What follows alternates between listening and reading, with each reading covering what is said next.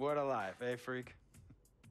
1 minute you're playing 21 and horse on the courts in Harlem, and the next moment you're in the showroom, configuring the gunmetal and graphite exterior of your luxury car and your iPad mini. Oh, I bet you get a crazy crowd when you drive that car around the block in the old neighborhood, huh? Yeah, I'm living the dream. Mad pandemonium. But folks from back around the way are real proud of me. Yeah, I hear you. Local kid makes good. You know, it kind of reminds me of when I took my tech stock public and I rang the New York Stock Exchange bell, and my mom's friends called her up and said, "Maggie, is that your son on Bloomberg News this morning ringing the bell?" And my mom says, "Yes, sirree, Bob, it was him." That was a great moment, freak. And you know, our lives are like a pearl necklace of great moments, all strung together with the finest silk thread of memories. And we have to be very careful how we cultivate those pearls and we thread that necklace. Does this meeting by any chance have to do with Vic Van Leer?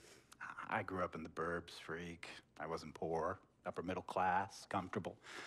My daddy worked as an accountant for one of the largest insurance firms in the country. Smart with his money. Mom didn't have to work. I went to boarding school. And my dad died of a heart attack when I was a freshman at MIT. I was a movie geek, wanted to be a civil engineer, but I made my fortune by becoming a hybrid of both those interests. My dad didn't want me to be an accountant. Oh, listen to this. My best friend was a guy named Isidore. Yeah, we called him Izzy.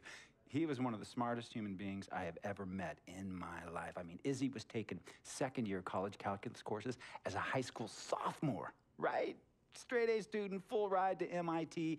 Izzy had the world at his fingertips. But he was always looking for trouble, and trouble found him. He ran with the wrong crowd. And when we got to MIT, he got this great job working for a financial consulting firm in Boston. But every weekend, he would fly to Vegas. You see, Izzy had a system for counting cards in Vegas that had the big casinos on the Strip. Oh, stymied. He would come back to MIT with suitcases filled with $200,000 in cold cash. What? Yeah. So your man Izzy was getting hit off like that? Like a fat rat in a cheddar cheese factory, freak. Okay, so what happened to this dude Izzy? Because he's dope. No, not dope. Dead. After he'd been missing for 3 weeks, the Nevada State Police never found hide nor hair of Isidore. And our friendship took a hit when he asked me to hang out with him in Vegas, and I said I wouldn't do it because I knew he was on a dark and twisted path in his life. And yes, he was my dude.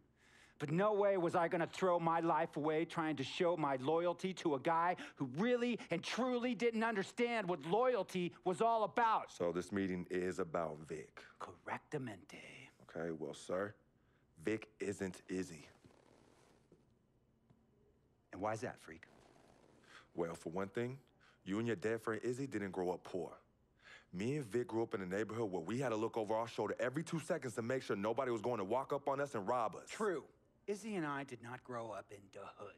But we, like you, thankfully grew up in a 2-parent household. But even that wasn't enough for Izzy. He wasn't satisfied. He was always looking for a 5-alarm fire when he already had the warmth and comfort of a loving family. This is not about class warfare, freak. This is about the consequences of making bad choices and risking it all when you feel like you have nothing to lose.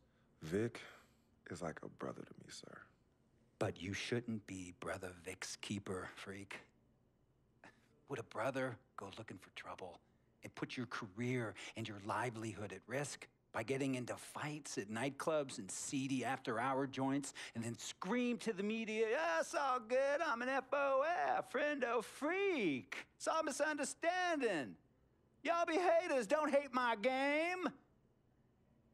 I don't think a brother would do that to someone they really cared about, but a guy who looked at you like a meal ticket would. No. So you don't understand Vic. Really? I don't understand. No.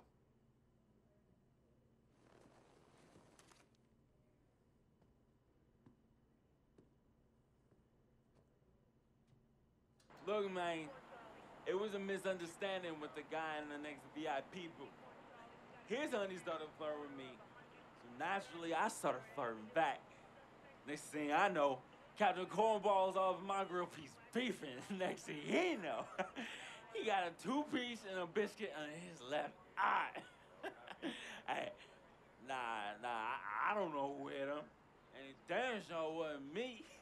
Hey, Captain Cornball's mad because I'm an FOF, friend of freak.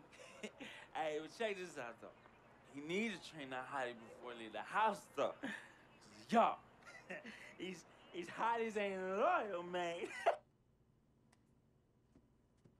What's there to understand? Are you freaking blind? You know, I just want to know, how much did you pay your lawyers to make all this go away? Almost 100,000. Excuse me, son, I'm sorry, I couldn't hear you. I said I paid almost $100,000. Exactly. And if you keep riding shotgun with Vic, you're gonna go broke. Quick, fast, and in a hurry. Look, Vic is my friend, and I grew up with him. How many times I gotta tell you, sir? Freak, this is not a request. I am not asking you to do this. I am telling you to do this. And the first order of business is that Mr. Vic Van Leer is banned from traveling with you on the road. Vic is banned from the locker room. And Vic is banned from this arena. And if I catch this guy, Vic, in or anywhere near the facilities, Mr. Vic Van Leer will be arrested for trespassing. Are you serious, sir? Brother, I'm as serious as cancer. We all know that can be deadly. You know,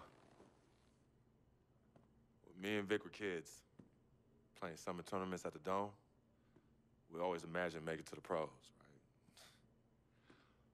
And after the crowds left, just a street light was on the court, like 11:30, 12 midnight, even 1 in the morning sometimes. We used to practice player introductions, running on the court, giving dap, high-fiving the teammates. Vic, he would act as an announcer. You know, he would introduce me and announce my name on a loudspeaker, and the Jumbotron would flash my image like a little guy dressed in long shorts and a jersey.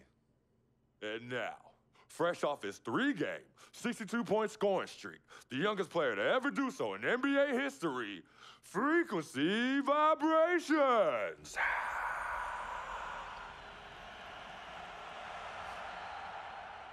So me and Vic would sit in those empty bleachers at the Dome and dream like nobody's business. And now I'm living a dream. For real. And in so many ways, Vic was part of that. Please, listen to me. I mean, I know this guy's your dude from way back. Look, me and Vic go way back like the front seats of a 67 Cadillac. That's good. We go way back. Did you say front seats? Front seats of a 67 Cadillac. We go way back like the front seats of a 67 Cadillac. Well, do you have any crickets? I'm gonna be the hit once again at Herbie Allen's Sun Valley Shindig because my fellow billionaires love it when I walk and talk that talk. So that almost sounds... No, let me tell you exactly what it sounds like. I respect, admire, and most importantly, love you as a human being and a role model. But I pay you a lot. And I mean, I pay you a lot of money to play for my team. And I am in this game to win it. And you can't win it with an albatross around your neck like Vic. So Vic is done. History. And here's some more lingo that I picked up from a former megastar who used to play for me several seasons ago. Thought I would never release him until I did. And now he's the 6th man on a struggling team in Venice. And yeah, I'm talking Venice with the canals and the gondolas and Harry's Bar, not the street ballers next to the fortune tellers on the beach in Cali.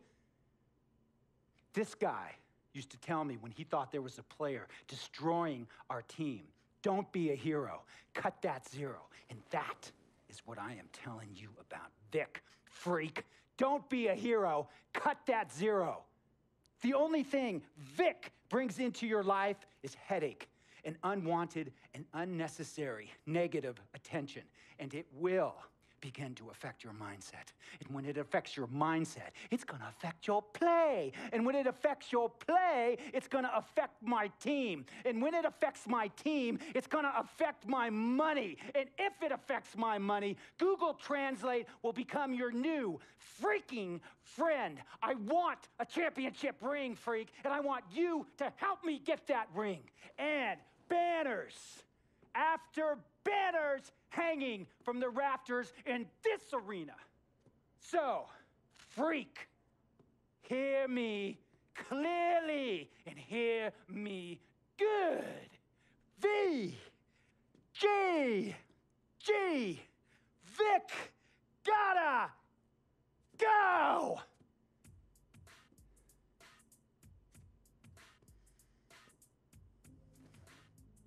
Handle your business.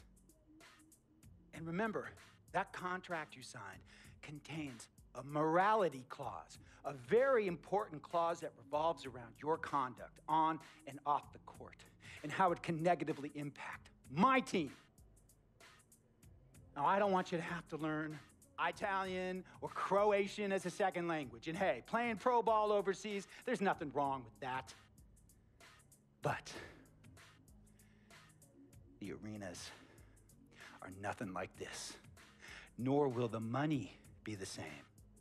And on top of all of that, this is the US of A, the greatest freaking country in the world. Ask yourself, is Vic worth all that? Think about it. Think long, think wrong.